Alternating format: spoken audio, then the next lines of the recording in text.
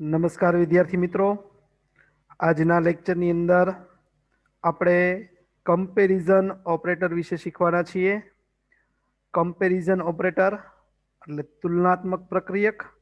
જ્યારે બે વેરિયેબલને કમ્પેર કરવાના હોય, બે વેરિયેબલને સરખાવવાના હોય, ત્યારે કમ્પેરિઝન ઓપરેટર્સનો યુઝ કરવામાં આવતો હોય છે. લાસ્ટ લેક્ચરની અંદર આપણે એરિથમેટિક ઓપરેટર જોયું.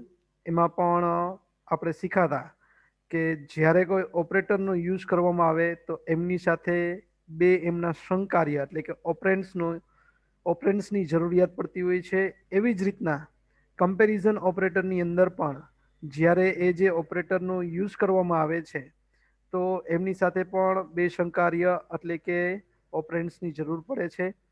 હવે જાવા લેંગ્વેજની અંદર જે કમ્પેરિઝન ઓપરેટર્સ આપેલા છે એ પ્રક્રિયકના સિમ્બોલ કંઈક આ રીતના છે. જ્યારે તમારે કમ્પેરિઝન ઓપરેટર્સનો યુઝ કરવાનો હોય તો એવા સમયે આવા સિમ્બોલનો યુઝ થઈ શકે છે.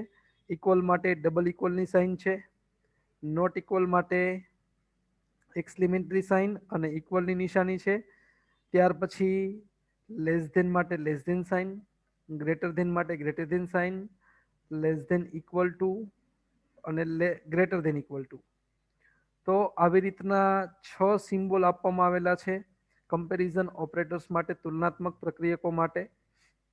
તુલનાત્મક પ્રક્રિયકોને રિલેશન ઓપરેટર્સ પણ કહેવામાં આવે છે, કારણ કે એ બે વેરિયેબલ વચ્ચેની શું રિલેશનશિપ છે, બે વેરિયેબલ વચ્ચે શું રિલેશનશિપ છે એ પણ દેખાડે છે, શું સંબંધ છે એ પણ દર્શાવે છે. એટલા માટે એને રિલેશન ઓપરેટર્સ પણ કહેવામાં આવે છે. હવે અહીંયા આપણને જે 6 અલગ અલગ પ્રક્રિયકો આપ્યા એમના વિશે આપણે થોડુંક સમજવાનો પ્રયત્ન કરીએ, ક્યારે એ વસ્તુનો યુઝ કરવામાં આવતો હોય છે. એમની અંદર સૌપ્રથમ તમને કીધું કે જ્યારે બરાબરની નિશાની આપેલી હોય, બે ઓપરેન્ડને એવી રીતના સરખાવો હોય કે બંને ઓપરેન્ડ છે સરખા છે. જેમ કે અહીંયા હું બે વેરિયેબલ લઉં છું, એક વેરિયેબલ લઉં છું એ અને બીજો વેરિયેબલ લઉં છું બી. બરાબર. હવે આ એ અને બી બંને સરખા છે એવું તપાસવા માટે હું શું કરીશ, વચ્ચે ઇક્વલ ઓપરેટરનો યુઝ કરીશ. બરાબર, વચ્ચે ઇક્વલ ઓપરેટરનો યુઝ કરીશ. આની મદદથી ચેક થશે કે એ અને બી સરખા છે કે નહીં. જો બંને સરખા હશે તો આન્સરમાં મને ટ્રુ એટલે કે બુલિયન વેલ્યુ મળશે, અને જો સરખા નહીં હોય તો આન્સરમાં મને ફોલ્સ બુલિયન વેલ્યુ મળશે. બરાબર. જેમ કે બે પ્રકારની બુલિયન વેલ્યુ છે, ટ્રુ ઓર ફોલ્સ. કન્ડિશન સાચી પડશે તો ટ્રુ મળશે, કન્ડિશન ખોટી, એક્સપ્રેશન ખોટું થશે તો ફોલ્સ વેલ્યુ મને રિટર્ન મળશે. એવી જ રીતના ત્યાર પછી નોટ માટે, તો એમના માટે એ એક્સક્લેમેટરી સાઇન એટલે કે નોટની સાઇન છે, equal B, not equal to. A અને બી સરખા ન હોય ત્યારે, એ અને બી સરખા નહીં હોય એવું એક્સપ્રેશન આપશે ત્યારે એનો આન્સર ટ્રુ આવશે, અન્યથા એનો આન્સર કેવો આવશે, ફોલ્સ. એવી જ રીતના આવશે લેસ ધેન માટે, એ નાનો છે બી કરતા, જો એ કન્ડિશન સાચી તો એનો આન્સર આવશે ટ્રુ, અન્યથા એનો આન્સર આવશે ફોલ્સ. ટૂંકમાં આ બધા જે પ્રક્રિયક છે એ બધા જ પ્રક્રિયક આવી રીતના શરત તપાસ કરશે. ત્યાર પછી એ ગ્રેટર ધેન બી, એ બી કરતા મોટો છે તો કન્ડિશન ટ્રુ, એ બી કરતા નાનો હશે, બરાબર, એટલે કે કન્ડિશન ખોટી પડશે તો આનો આન્સર આવશે ફોલ્સ. એવી જ રીતના એ લેસ ધેન ઇક્વલ ટુ બી, જો આ સ્ટેટમેન્ટ આ એક્સપ્રેશન સાચું હશે, બરાબર, તો એનો આન્સર આવશે ટ્રુ. એ બી કરતા નાનો છે અથવા તો સરખો છે તો એનો આન્સર આવશે ટ્રુ, અન્યથા એનો આન્સર આવશે ફોલ્સ. એવી જ રીતના એ મોટો છે અથવા તો સમાન છે બીને, તો એવા સમયે જો એ સ્ટેટમેન્ટ એક્સપ્રેશન સાચું પડશે તો એનો આન્સર આવશે ટ્રુ, અન્યથા એનો આન્સર આવશે ફોલ્સ. તો આવી રીતના જ્યારે કન્ડિશન સાચી પડે છે, બરાબર, તો એનો આન્સર ટ્રુ આવે છે, અને કન્ડિશન ખોટી પડે છે તો એવા સમયે એનો આન્સર કેવો આવે છે, ફોલ્સ. આ રીતના કમ્પેરિઝન ઓપરેટરનો યુઝ કરવામાં આવે છે. ખાસ કરીને આ જે કમ્પેરિઝન ઓપરેટર છે એ કમ્પેરિઝન ઓપરેટરનો યુઝ શેમાં થાય, તો કે જ્યારે તમારે તુલનાત્મક પ્રક્રિયક તરીકે ઇફ વિધાન અને લૂપમાં એનો યુઝ કરવો હોય, બરાબર. ઇફ સ્ટેટમેન્ટ છે અથવા તો લૂપિંગ સ્ટેટમેન્ટ છે, એમની અંદર જ્યારે તમારે આવી રીતના કોઈ શરત તપાસવાની થતી હોય તો એવા સમયે તમે એમની અંદર આ પ્રકારના કમ્પેરિઝન અથવા તો રિલેશનલ ઓપરેટરનો યુઝ કરી શકો છો. હવે એમના માટે તમને થોડી વાત કરી કે આ પ્રક્રિયકો કોઈ પણ પ્રકારના આંકડાકીય પ્રકારોની અને કેરેક્ટર પ્રકારની કિંમતોની સરખામણી કરવા માટે વપરાય છે. કોઈ પણ પ્રકારની આંકડાકીય કિંમત હોય અથવા તો કેરેક્ટર પ્રકારની કિંમત હોય તો એની તમારે સરખામણી કરાવવી હોય, એની કમ્પેરિઝન કરાવવી હોય તો એવા સમયે આ પ્રક્રિયકોનો ઉપયોગ કરવામાં આવે છે. ત્યાર પછી તમને કીધું કે તુલનાત્મક પ્રક્રિયકોના ઉપયોગથી પદાવલીનું પરિણામ પણ બુલિયન મળે છે, એટલે કે ટ્રુ અને ફોલ્સ ની અંદર. એ મેં તમને જણાવ્યું, કાં તો ટ્રુ મળે કાં તો ફોલ્સ મળે. આથી આવી પદાવલીઓ, એવી જે પદાવલીઓ છે, એવા જે એક્સપ્રેશન છે એને બુલિયન કિંમત ધરાવતી પદાવલી એટલે કે બુલિયન વેરિયેબલ એક્સપ્રેશન પણ કહેવાય છે. આ વસ્તુ પણ યાદ રાખજો. ત્યાર પછી તમને એમની અંદર કહેવામાં આવ્યું કે equal to or not equal to પ્રક્રિયકો બુલિયન કિંમતોની સરખામણી કરવા માટે જ વપરાય છે, બરાબર. ઇક્વલ ટુ અને નોટ ઇક્વલ ટુ જે એના પહેલા બે ઓપરેટર છે એ બુલિયન કિંમતોની સરખામણી કરવા માટે વપરાય છે. જ્યારે તમારે આ રીતના કોઈ, હું તમને એક એક્ઝામ્પલ આપું કે આ રીતના તમને કોઈ એક વેરિયેબલ લીધેલો હોય, બુલિયન ટાઈપનો વેરિયેબલ લીધો હોય, અહીંયા લખું છું બુલિયન અને એમની અંદર લખું છું બોથ પોઝિટિવ, વેરિયેબલનું નામ લખું છું બોથ પોઝિટિવ. એવા સમયે એમની અંદર આ જે વેરિયેબલ છે એમની અંદર હું એક આવી જ રીતના પદાવલી સ્ટોર કરાવું છું, બુલિયન પોઝિટિવ ઇક્વલ ટુ, એમની અંદર બ્રેકેટમાં લખું છું એક્સ ગ્રેટર દેન 0 ઓ એ equal to Y greater than 0, Y greater than 0, બરાબર. આ રીતના મેં એક પદાવલી આપી છે. જો અહીંયા બંને બાઇનરી પ્રકારની કિંમતો ધરાવે છે, બુલિયન પ્રકારની કિંમતો ધરાવે છે, બરાબર. એમની અંદર તમે જોઈ શકો છો કે એક્સ મોટો છે 0 કરતા, જો કન્ડિશન સાચી પડે તો એનો આન્સર ટ્રુ અથવા તો ફોલ્સમાં આવે, અને વાય મોટો છે 0 કરતા, એનો આન્સર પણ ટ્રુ અને ફોલ્સમાં આવે. જો બંનેના આન્સર ટ્રુ આવે, બંનેના આન્સર ટ્રુ આવે તો આ જે સ્ટેટમેન્ટ છે એ તમને શું રિટર્ન કરશે? એ જે સ્ટેટમેન્ટ છે એ તમને ટ્રુ આન્સર રિટર્ન કરશે, બરાબર. એ જે સ્ટેટમેન્ટ છે એ તમને ટ્રુ આન્સર રિટર્ન કરશે. અને એ કયા વેરિયેબલની અંદર સચવાશે? બુલિયન ચલની અંદર સચવાશે, બરાબર. શેની અંદર સચવાશે? બુલિયન ચલની અંદર. તો આ જે વસ્તુ છે X greater than 0 equal to Y greater than 0, તો આ જે વસ્તુ છે એને બુલિયન પદાવલી કહેવાય છે. એ બુલિયન પદાવલીની કિંમત બુલિયન ચલની અંદર સ્ટોર કરવામાં આવે છે. ક્લિયર? ત્યાર પછીનો ટોપિક આવે છે તાર્કિક પ્રક્રિયકો. હવે અહીંયા તમે જોયું, અહીંયા જે એક્સપ્રેશન હતું એમની અંદર આપણે એક સાથે બે કન્ડિશન એપ્લાય કરાવે. એમની અંદર X greater than 0 equal equal Y greater than 0. તો આવી રીતના એક સાથે બે એક્સપ્રેશન, તમારે બે પદાવલીઓ કમ્પેર કરાવવી હોય તો એમના માટે લોજિકલ ઓપરેટરનો યુઝ કરવામાં આવે છે. જાવા લેંગ્વેજની અંદર અહીંયા તમે જોઈ શકો છો 4 પ્રકારના લોજિકલ ઓપરેટર છે. ક્યાં ક્યાં? તો પહેલો ઓપરેટર છે એન્ડ, બીજો ઓપરેટર છે ઓર, ત્રીજો ઓપરેટર છે એક્ઝોર, અને ચોથો ઓપરેટર છે નોટ, બરાબર. આવી રીતના 4 અલગ અલગ ઓપરેટર આવે છે, એન્ડ, ઓર, એક્ઝોર અને નોટ, બરાબર. આ ચારે ચારના સિમ્બોલ હું તમને જણાવી દઉં, ખાસ યાદ રાખવાના છે ચારે ચારના સિમ્બોલ. એમની અંદર એન્ડ માટે ડબલ એનની સાઇન છે, ઓર માટે ડબલ પાઇપ સાઇન છે, ત્યાં પછી એક્ઝોર માટે કેરેટ સાઇન છે, કેપ સાઇન જેને કહેવાય છે, અને નોટ માટે એક્સક્લેમેટરી સાઇન છે, બરાબર. હવે આ જે ઓપરેટર છે એ ઓપરેટરને બુલિયન ઓપરેટર પણ કહેવામાં આવે છે. આ જે ઓપરેટર છે તાર્કિક પ્રક્રિયકો, એ ઓપરેટરને બુલિયન ઓપરેટર પણ કહેવામાં આવે છે, કારણ કે એ બુલિયન કિંમત જ પરત કરે છે, બરાબર. એક બુલિયન કિંમત જ પરત કરે છે અને સાથે સાથે બુલિયન પ્રકારના સંકાર્ય ઉપર કાર્ય કરે છે.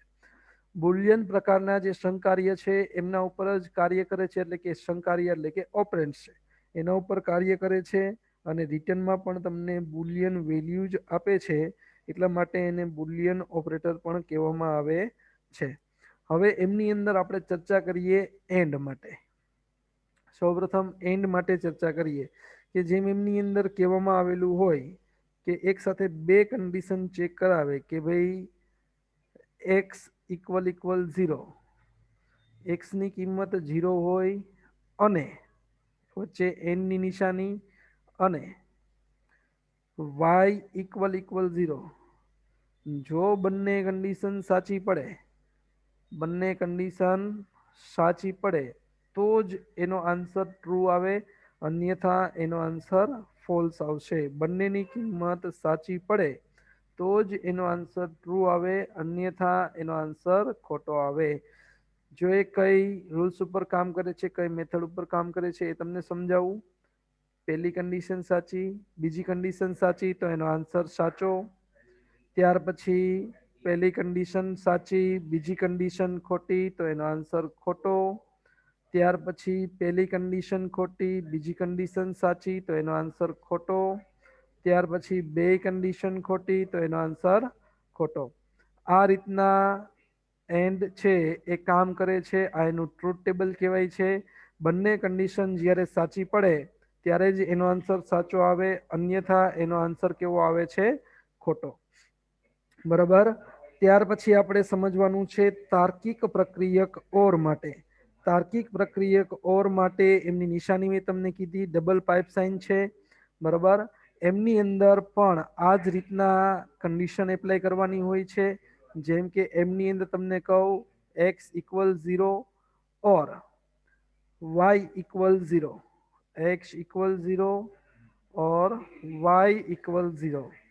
જો બંને કન્ડિશનમાંથી કોઈ પણ એક કન્ડિશન અથવા તો બંને કન્ડિશન સાચી પડે, બંને કન્ડિશનમાંથી કોઈ પણ એક કન્ડિશન અથવા તો બંને કન્ડિશન સાચી પડે તો ને તો માત્ર એનો જવાબ ટ્રુ આવે, અન્યથા એનો જવાબ ફોલ્સ આવે. જેમ કે એનું ટ્રુથ ટેબલ તમને અહીંયા સમજાવવાની વાત કરું. જેમ કે પહેલી કન્ડિશન સાચી, બીજી કન્ડિશન સાચી તો આન્સર ટ્રુ આવશે. ત્યાર પછી પહેલી કન્ડિશન સાચી, બીજી કન્ડિશન ખોટી તો એનો આન્સર ફોલ્સ આવશે. ત્યાર પછી પહેલી કન્ડિશન ખોટી, બીજી કન્ડિશન સાચી તો એનો આન્સર ફોલ્સ, સોરી આમની અંદર બંનેમાં ટ્રુ આવશે. બરાબર. આપણે વાત થઈ ને કે બંને કન્ડિશન સાચી હોય અથવા તો બંનેમાંથી કોઈ પણ એક કન્ડિશન સાચી હોય તો પણ એનો આન્સર કેવો આવે છે? ટ્રુ. અને ત્યાર પછી બંને કન્ડિશન ખોટી, બંને કન્ડિશન ખોટી તો એનો આન્સર કેવો આવશે? ફોલ્સ.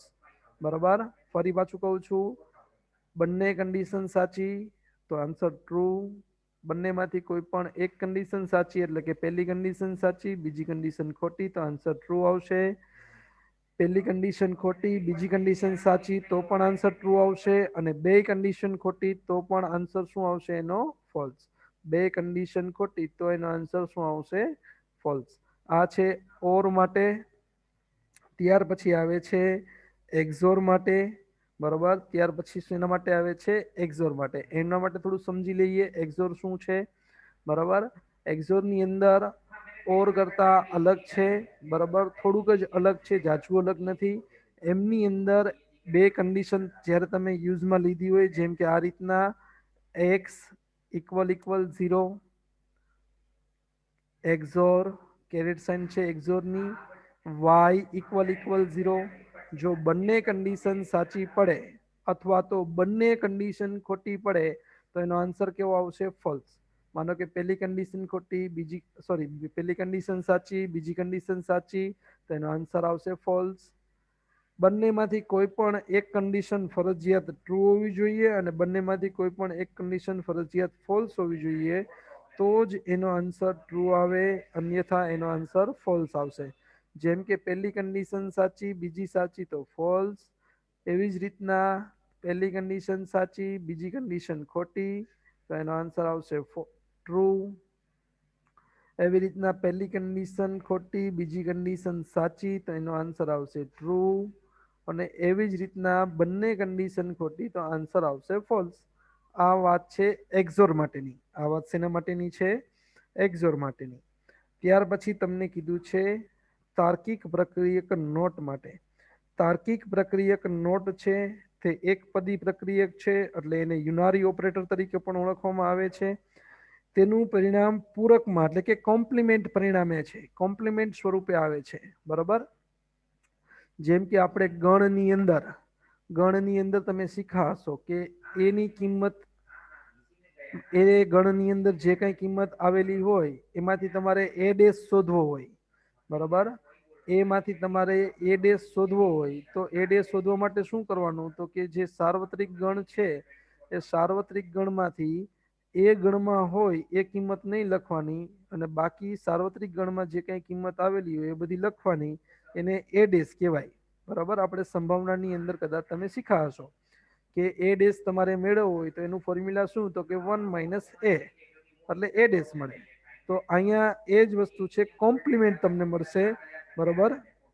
એટલે કે પૂરકમાં મળશે. જો શંકાર્ય ટ્રુ હોય તો પરિણામ ફોલ્સ મળે, અને જો શંકાર્ય ફોલ્સ હોય તો પરિણામ શું મળે છે? ટ્રુ. એ તમને સમજાવું છું નોટ ઓપરેટર માટે. જેમ કે આની અંદર હું લખું x = 0. x = 0 કન્ડિશન ટ્રુ થાય. ક્યારે ટ્રુ થાય? જો આ કન્ડિશન x બરાબર x ની કિંમત 0 હોય ત્યારે. બરાબર. x ની કિંમત 0 હોય ત્યારે શું થાય? ટ્રુ. અન્યથા શું થાય? ફોલ્સ.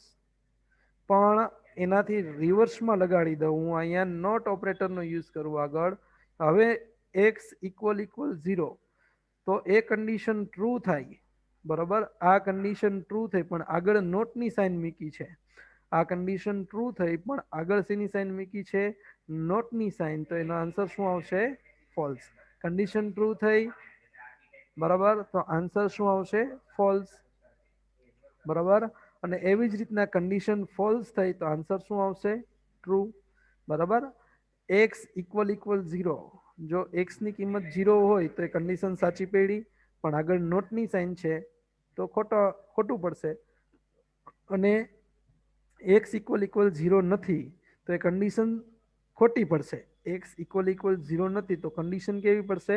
ખોટી. પણ આગળ નોટની સાઇન છે એટલા માટે એનો આન્સર શું આવશે? ટ્રુ. તો આ રીતના લોજિકલ ઓપરેટરનો ઉપયોગ કરવામાં આવે છે. એ ઉપરાંત એમની અંદર શોર્ટ સર્કિટિંગ આવે છે. લોજિકલ ઓપરેટરની અંદર શું આવે છે? Short circuiting. એ લખું છું શોર્ટ સર્કિટિંગ. હવે શોર્ટ સર્કિટિંગ શું છે? તો એમના માટે તમને વાત કરી છે ખાસ કરીને એન્ડ અને ઓર માટે. એન્ડ અને ઓર ઓપરેટરનો જ્યારે યુઝ કરવાનો હોય ત્યારે શોર્ટ સર્કિટિંગ થતું હોય. જેમની અંદર તમે જોયું કે જ્યારે શરતી પ્રક્રિયકો એન્ડ અને ઓર ઉપયોગમાં લઈએ છીએ ત્યારે જાવા પરિણામ મેળવવું જરૂરી ન હોય. જાવા પરિણામ મેળવવું જરૂરી ન હોય તો બીજા શંકાર્યની ગણતરી કરતું નથી. જો એન્ડના કિસ્સામાં પહેલું શંકાર્ય ફોલ્સ હોય તો બીજા શંકાર્યની ગણતરી કરવાની જરૂર રહેતી નથી. એ જ પ્રમાણે ઓરના કિસ્સામાં જો પહેલું શંકાર્ય ટ્રુ હોય તો બીજા શંકાર્યની ગણતરી કરવાની જરૂર નથી. બરાબર. એન્ડ અને ઓર માટે તમને બધાને ખબર જ છે. હમણાં મેં સમજાવ્યું એન્ડ ઓપરેટરની અંદર શું કીધું મેં કે જો બંને કન્ડિશન તમે ચેક કરાવો, બંને સાચી પડે તો જ સાચું છે, નહીતર ખોટું છે. હવે એમની અંદર તમે જોવા જાવ કે પહેલી જ કન્ડિશન ખોટી પડી ગઈ તો બીજી કન્ડિશન ચેક કરવા જવાની કઈ જરૂર નથી. બરાબર. એન્ડ માટે. એવી રીતના ઓર માટે મેં તમને સમજાવ્યું કે ઓરની અંદર શું છે, તો કે ઓરની અંદર બંને કન્ડિશન સાચી હોય અથવા તો બંનેમાંથી કોઈ પણ એક કન્ડિશન સાચી હોય તો સાચું, અન્યથા ખોટું. હવે એમની અંદર આ બે લાઈનની અંદર દેખાડું તમને કે જો પહેલી જ કન્ડિશન સાચી પડી ગઈ તો બીજી કન્ડિશન ચેક કરવા જવાની જરૂર નથી, કારણ કે એનો આન્સર ટ્રુ જ છે. એવી રીતના આમની અંદર પહેલી કન્ડિશન સાચી પડી ગઈ તો બીજી કન્ડિશન ચેક કરવા જવાની જરૂરિયાત નથી, કારણ કે એનો આન્સર કેવો છે? ટ્રુ જ છે. બરાબર. તો આ રીતના શોર્ટ સર્કિટિંગનો ઉપયોગ કરવામાં પણ આવે છે જ્યારે લોજિકલ એટલે કે તાર્કિક પ્રક્રિયકોનો ઉપયોગ કરવામાં આવતો હોય છે જાવાની અંદર ત્યારે. ત્યાર પછી એમની અંદર આવે છે કંડિશનલ પ્રક્રિયક, બરાબર, એટલે કે કંડિશનલ ઓપરેટર્સ. હવે કંડિશનલ ઓપરેટર એટલે શું? તો કે જાવા ભાષામાં શરતી પ્રક્રિયક, જાવા ભાષામાં શરતી પ્રક્રિયક ત્રિપદી પ્રક્રિયક છે. ત્રિપદી, બરાબર. ત્રિપદી કેવી રીતના? કારણ કે જ્યારે એનો યુઝ કરવામાં આવે છે ત્યારે એમની અંદર 3 સંકાર્ય હોય છે. જ્યારે એ પ્રક્રિયકનો યુઝ કરવામાં આવે છે ત્યારે એમની અંદર 3 સંકાર્ય હોય છે, 3 ઓપરેન્ડ હોય છે, બરાબર. એટલા માટે એને ત્રિપદી કહેવામાં, ત્રિપદી પ્રક્રિયક કહેવામાં આવે છે. અને એ ત્રિપદી પ્રક્રિયક તમારે લખવા માટે 2 ચિહ્નનો યુઝ થાય છે, બરાબર. એ પદાવલીની અંદર 2 સાઇનનો યુઝ થાય છે. કઈ કઈ સાઇન? તો કે ક્વેશ્ચન માર્ક અને બીજી સાઇન છે colon. Question mark and colon sign, આ 2 સાઇનનો યુઝ થાય છે, કોલન સાઇન અને ક્વેશ્ચન માર્ક. હવે આ બંનેની વચ્ચે તમારે 3 પદાવલી લખવાની હોય છે. એ 3 પદાવલી કેવી રીતના લખવાની હોય છે એમની સિન્ટેક્સ હું તમને અહીંયા લખું છું. એમની અંદર સૌપ્રથમ તમારે લખવાનું હોય બુલિયન એક્સપ્રેશન, બુલિયન એક્સપ્રેશન,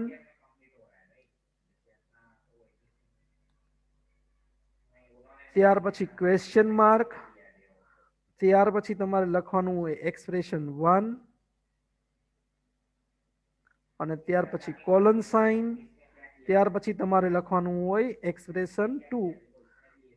તો આવી રીતના બુલિયન એક્સપ્રેશન પછી તમારે ક્વેશ્ચન માર્ક આપવાનું હોય, અને ક્વેશ્ચન માર્ક આપ્યા પછી એક્સપ્રેશન 1 અને એક્સપ્રેશન 2. જો તમે બુલિયન એક્સપ્રેશનની અંદર જે કોઈ કન્ડિશન આપેલી છે એ કન્ડિશન તમારી સાચી પડે, એ કન્ડિશન તમારી સાચી પડે તો એક્સપ્રેશન 1 ની અંદર જે કિંમત છે, બરાબર, એ એક્ઝિક્યુટ થશે. અને જો તમારી કન્ડિશન ખોટી પડે તો એક્સપ્રેશન 2 ની અંદર જે કિંમત છે એ એક્ઝિક્યુટ થશે.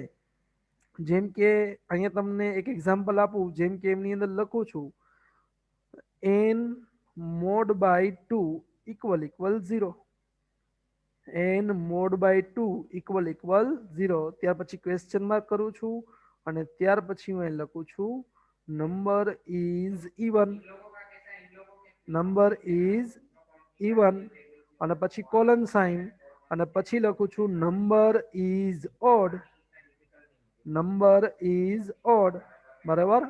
એમની અંદર n mod by 2 equal 0. હવે n mod by 2 equal 0 એટલે શું થાય? તો કે n અને 2 ની કિંમત જ્યારે n ને 2 વડે ભાગવામાં આવે, n ની અંદર કોઈ પણ કિંમત હોઈ શકે કારણ કે n વેરિયેબલ છે, તો n ને જ્યારે 2 વડે ડિવાઈડ કરવામાં આવે અને એની શેષ, એની શેષ છે, એની રિમાઇન્ડર છે 0 હોય, બરાબર. તો એવા સમયે શું થાય? 0 equal 0 કન્ડિશન ટ્રુ થશે, અને કન્ડિશન ટ્રુ થશે તો શું થશે? પેલું જે સ્ટેટમેન્ટ છે નંબર ઇઝ ઇવન, એટલે કે નંબર છે એ તમારો બેકી સંખ્યા છે એવું તમને રિટર્ન કરશે. અને જો એ કન્ડિશન ખોટી થાય તો તમને શું કહેશે? નંબર ઇઝ ઓડ, તમારી એકી સંખ્યા છે. તો આ રીતના કન્ડિશનલ ઓપરેટરનો યુઝ થાય છે. કન્ડિશનલ ઓપરેટરનો યુઝ કર્યા પછી આપણે જવાનું છે અસાઇનમેન્ટ ઓપરેટરમાં. હવે અસાઇનમેન્ટ ઓપરેટરની અંદર તમે જોવા જાવ તો અસાઇનમેન્ટ ઓપરેટરનો સિમ્બોલ શું છે? તો કે અસાઇનમેન્ટ ઓપરેટરનો સિમ્બોલ ઇક્વલ છે, બરાબર.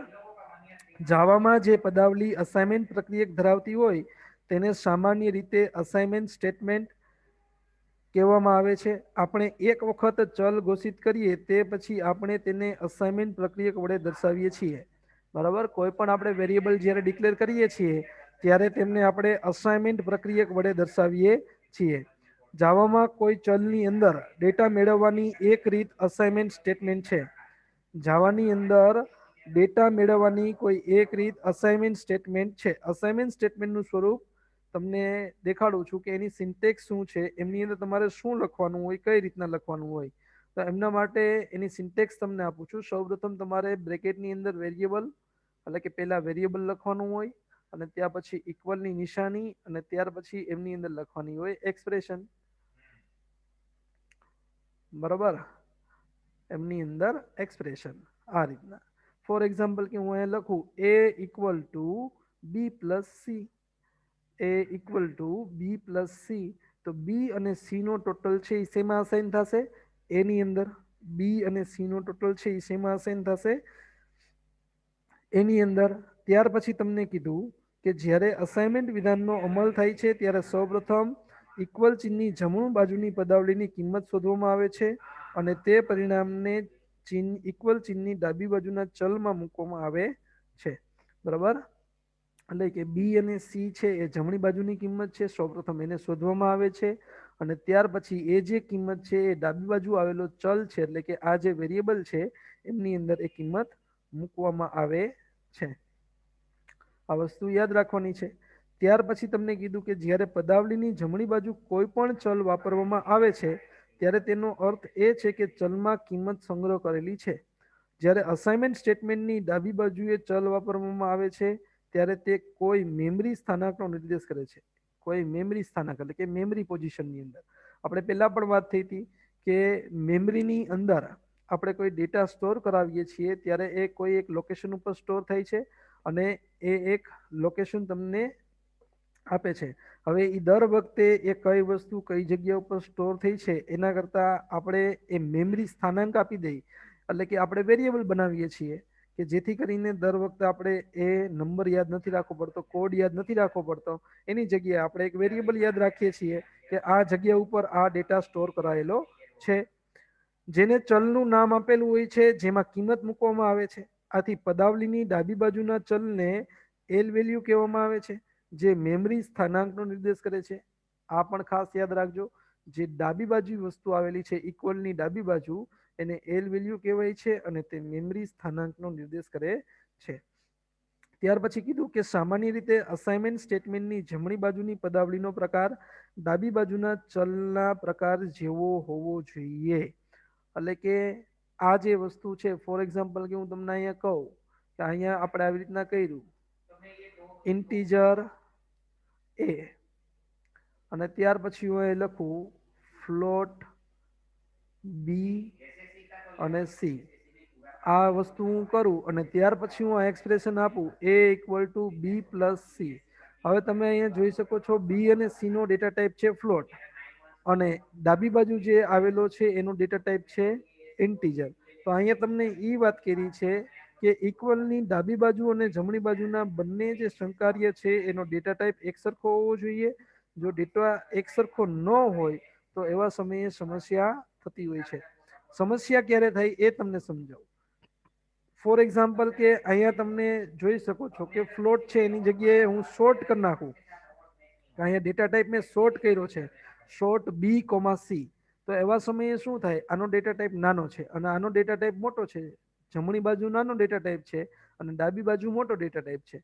તો ઓટોમેટિક જમણી બાજુના ડેટા ટાઈપને ઇન્ટીજરમાં કન્વર્ટ કરી નાખશે. પરંતુ જ્યારે જમણી બાજુ કોઈ મોટો ડેટા ટાઈપ આપવામાં આવેલો હોય, એટલે કે જમણી બાજુ ફ્લોટ આપવામાં આવેલું હોય, તો એવા સમયે ડાબી બાજુ નાનો ડેટા ટાઈપ છે ઇન્ટીજર, જમણી બાજુ મોટો ડેટા ટાઈપ છે, તો આ રીતના એને તમે ફેરવી શકતા નથી. આ રીતના વેરિયેબલને તમે મોટા ડેટા ટાઈપમાં કન્વર્ટ કરી શકતા નથી.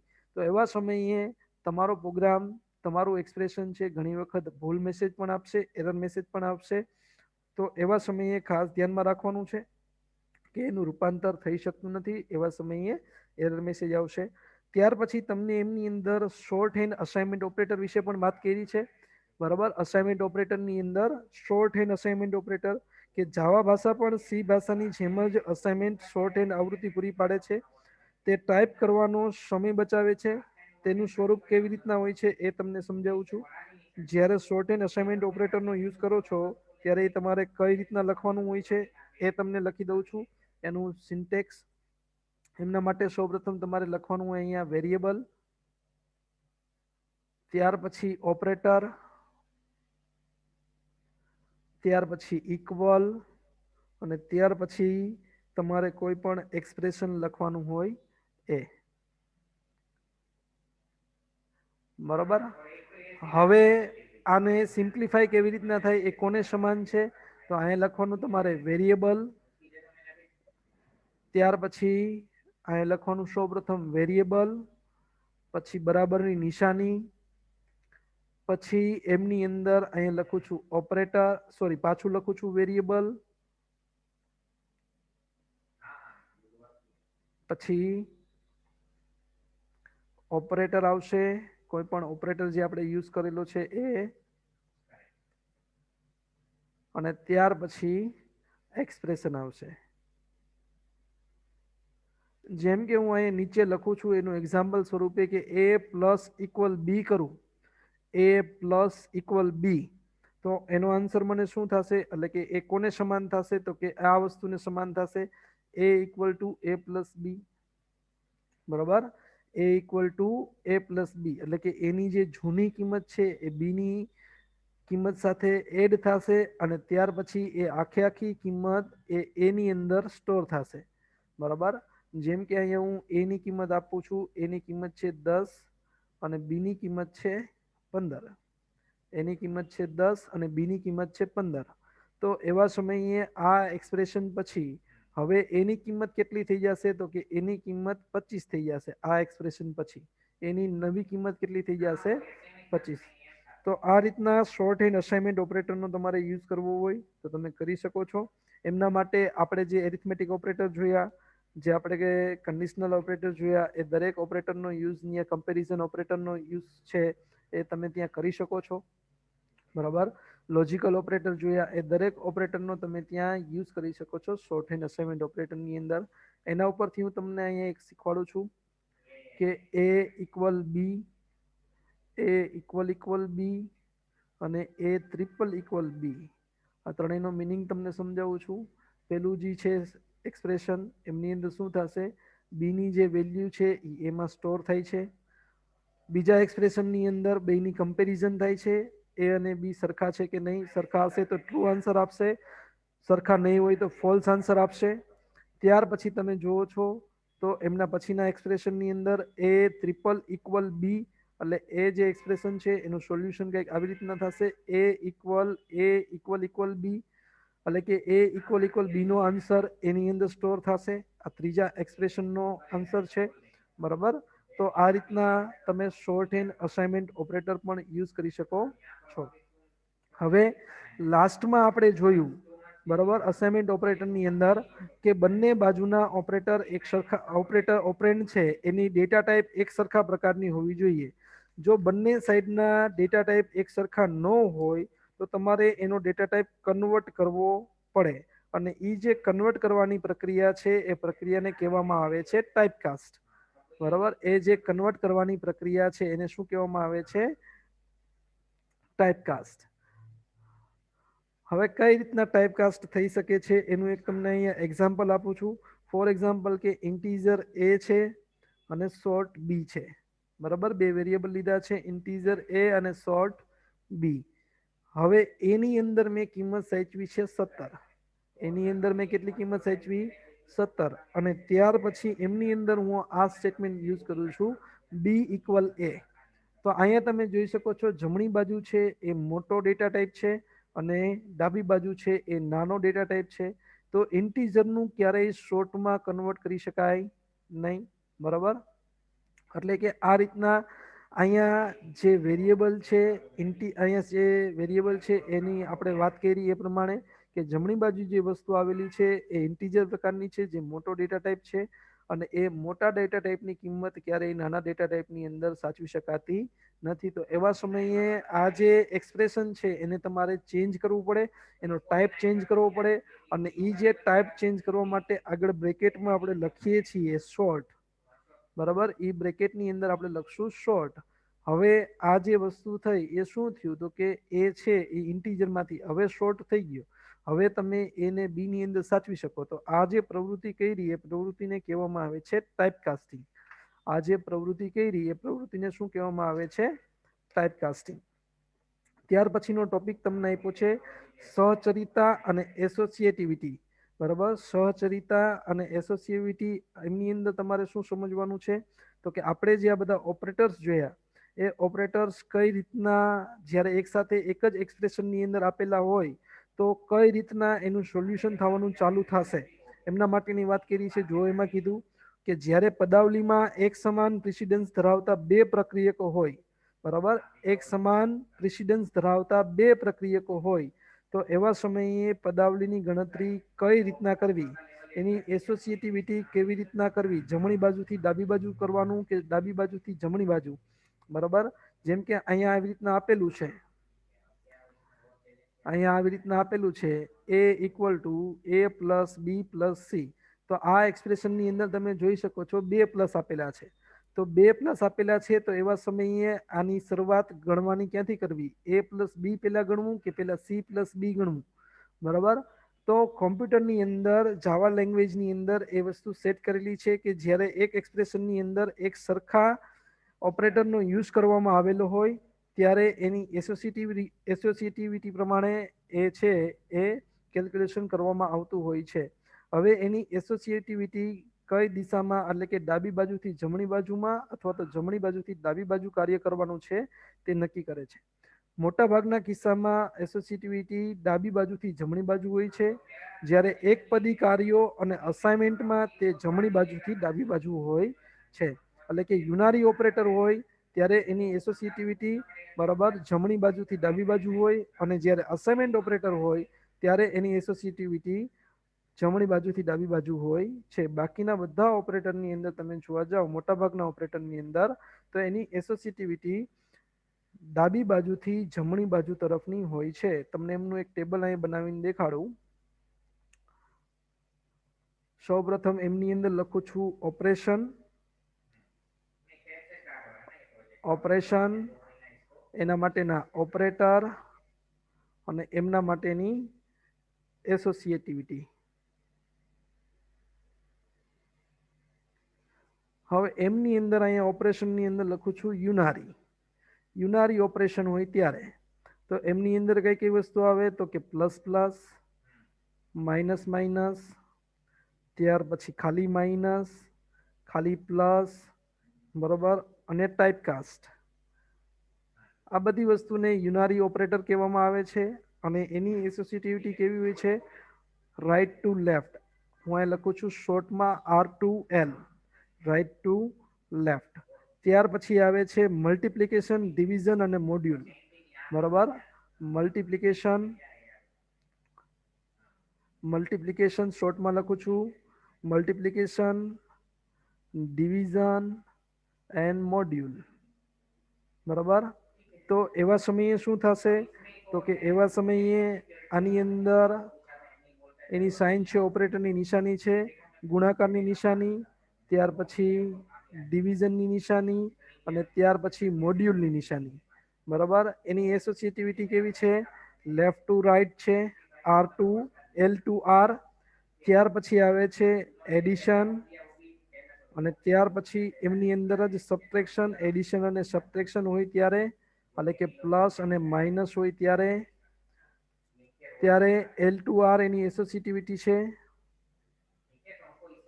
એવી જ રીતના રિલેશનલ ઓપરેટર હોય છે ત્યારે રિલેશનલ ઓપરેટર હોય છે ત્યારે એમની અંદર આપણે જોવા જઈએ લેસ ધેન, ગ્રેટર ધેન, ત્યાર પછી લેસ ધેન ઇક્વલ ટુ, અને ત્યાર પછી ગ્રેટર ધેન ઇક્વલ ટુ, બરોબર. એ જ્યારે આપવામાં આવેલા હોય છે ત્યારે પણ એની એસોસિએટિવિટી L ટુ R હોય છે. ત્યાર પછી આવે છે રિલેશનલ એક્સપ્રેશનની અંદર ઇક્વાલિટી અને inequality, equality and inequality, equality અને ઇનઇક્વાલિટી. એમની અંદર ઇક્વલ ઇક્વલ અને નોટ ઇક્વલ, આ બે વસ્તુ જ્યારે આપેલી હોય ત્યારે L ટુ R, બે વસ્તુ જ્યારે આપેલી હોય ત્યારે L ટુ R. પછી લોજિકલ એન્ડ આપેલું હોય ત્યારે તો કે લોજિકલ એન્ડ આપેલું હોય એટલે કે એનો ઓપરેટરની સાઇન છે ડબલ એનની નિશાની, અને એમની પણ એસોસિએટિવિટી L ટુ R જ છે. ત્યાર પછી ઓર માટે ઓરની સાઇન છે ડબલ પાઇપ સાઇન, એની પણ એસોસિએટિવિટી L ટુ R છે. ત્યાર પછી તમે જોવા જાઓ તો કન્ડિશનલ ઓપરેટર, લખું છું કન્ડિશનલ ઓપરેટર આપ્યા હોય ત્યારે ક્વેશ્ચન માર્ક અને કોલન સાઇન એની સિમ્બોલ છે, અને એની એસોસિએટિવિટી R2L છે, લેફ્ટ રાઈટ ટુ લેફ્ટ. અને એવી જ રીતના અસાઇનમેન્ટ ઓપરેટર જેવા કે ઇક્વલ, પ્લસ ઇક્વલ હોય, ત્યાર પછી માઇનસ ઇક્વલ હોય વગેરે, બરાબર. તો એવા સમયે એની બી એસોસિએટિવિટી R2L છે. તો આ તમને મેં અલગ અલગ ઓપરેટર જ્યારે યુઝ કરવામાં આવતા હોય એમના માટે મેં તમને સમજાવ્યું કે જ્યારે અલગ અલગ ઓપરેટરનો યુઝ થતો હોય અથવા તો એક જ એક્સપ્રેશનની અંદર એક સરખા ઓપરેટરનો યુઝ થતો હોય ત્યારે એનો પ્રિસિડન્સ ઓર્ડર અને એની એસોસિએટિવિટી કઈ રીતના હોય છે એ તમને આ કોષ્ટક ઉપરથી જાણવા મળશે. જેમ કે અહીંયા તમને એક એક્ઝામ્પલ આપું, એક એક્ઝામ્પલની અંદર લખું x equal to Y equal to Z equal to 10. તો આમની અંદર જો આ ઓર્ડર તમને મેન્ટેન કરવાનો કીધો હોય કે લેફ્ટ ટુ રાઈટ થતું હોય કે એક્સની વેલ્યુ વાયમાં સ્ટોર થાય, વાયની વેલ્યુ ઝેડમાં સ્ટોર થાય અને ઝેડની વેલ્યુ 10માં સ્ટોર થાય, એવું ક્યારેય ન હોય. કેવી રીતના હોય તો કે રાઈટ સાઈડ વેલ્યુ 10 છે એ 10 વેલ્યુ છે એ ઝેડમાં સ્ટોર થાય, ઝેડની વેલ્યુ વાયમાં સ્ટોર થાય અને વાયની વેલ્યુ એક્સમાં સ્ટોર થાય, બરાબર. આ રીતના એની એસોસિએટિવિટી હોય છે. ક્લિયર આટલું? ઓકે. આજનો લેક્ચર આપણે અહીંયા સુધી રાખીએ છીએ, બાકીનું આપણે નેક્સ્ટ લેક્ચરની અંદર શીખશું. નમસ્તે.